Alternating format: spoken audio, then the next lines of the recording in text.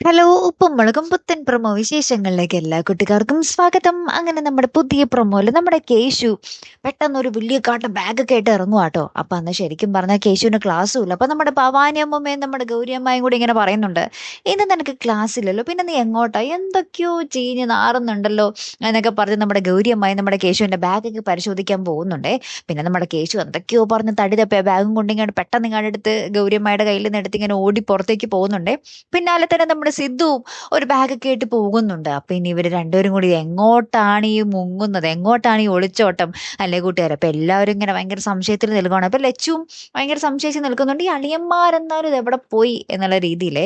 അപ്പൊ ഒരു കൂട്ടുകാരുടെ വീട്ടിൽ പോകണമെന്നും പറഞ്ഞാട്ട് പോകുന്നത്. തിരിച്ച് ഇവര് രണ്ടുപേരും കൂടി തിരികെ വരുമ്പോൾ നമ്മുടെ സിദ്ധു പറയുന്നുണ്ട്, കേശു, നമ്മൾ നിന്റെ കൂട്ടുകാരന്റെ വീട്ടിൽ നിന്ന് വന്നതാണ്, അങ്ങനെയൊക്കെ തന്നെ ആയിരിക്കണം നിൽക്കുന്നത്, വേറെ അവർക്ക് സംശയമൊന്നും തോന്നരുത് എന്നൊക്കെ പറഞ്ഞ് ഇവര് രണ്ടുപേരും കൂടി ഇങ്ങനെ നിൽക്കുവാണേ.